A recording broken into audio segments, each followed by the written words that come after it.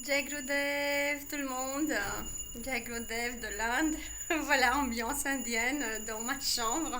J'ai tout le petit temple à côté de moi, Guruji aussi. Voilà, ce soir c'est un satsang pas comme les autres puisque je n'ai pas la fonction haut-parleur sur mon téléphone. J'ai envoyé mon téléphone en réparation puisqu'il ne chargeait plus à cause des coupures d'électricité.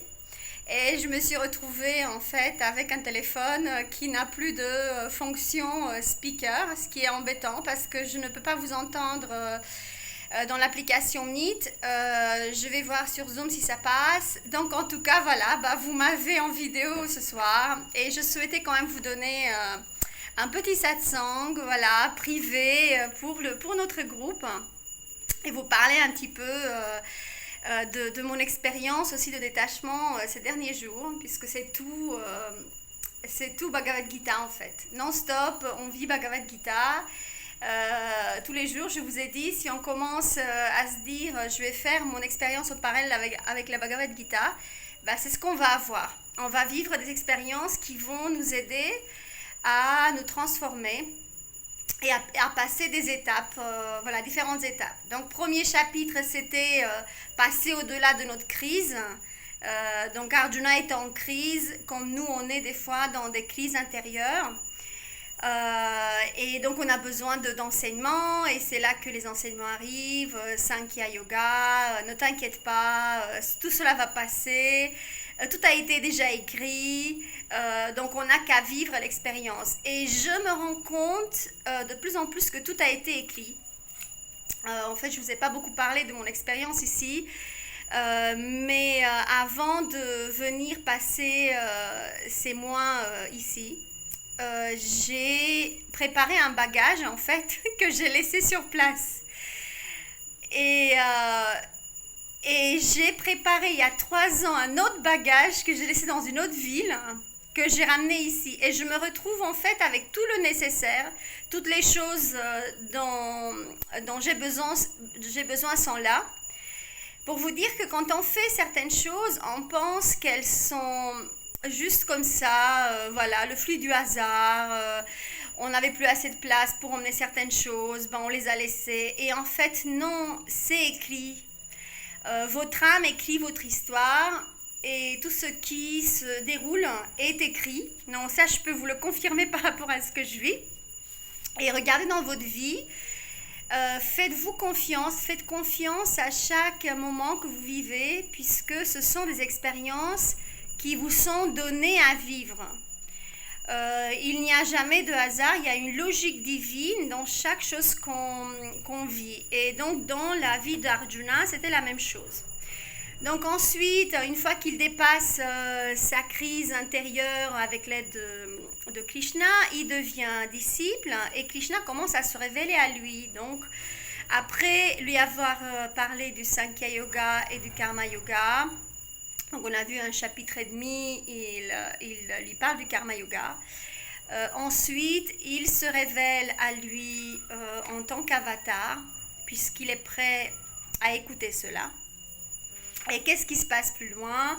Donc, chapitre 5, c'est la vraie renonciation. Donc là, ça se complique un peu. Donc, une fois qu'il a fait du travail sur lui, Arjuna, il s'est purifié.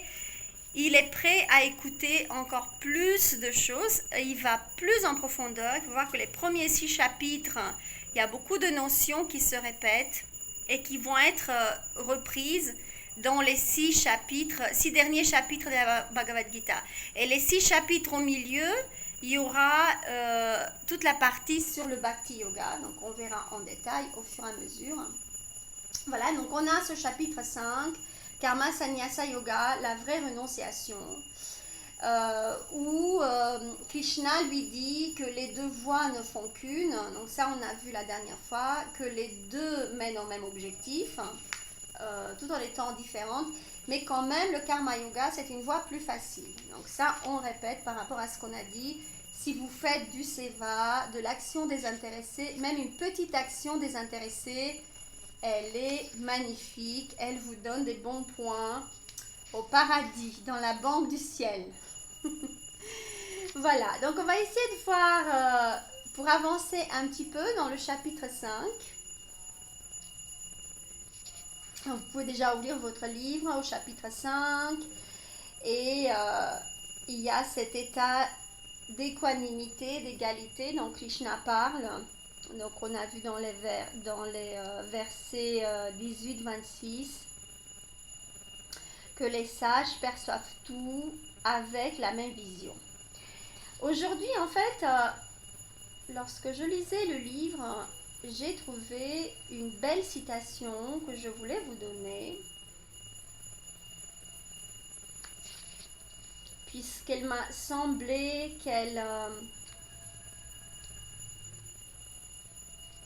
elle a en elle tout le nécessaire pour comprendre ce que c'est qu'un maître, comprendre ce que c'est que notre voie. Et c'était juste avant le chapitre 5.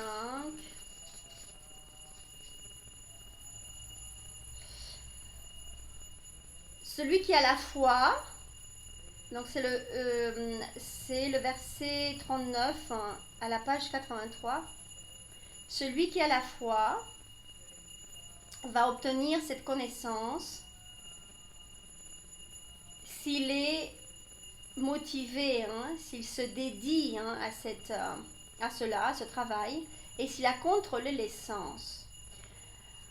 Parce que en contrôlant ses sens, en fait, en ayant atteint ce détachement, en fait, cette personne réalise la paix suprême.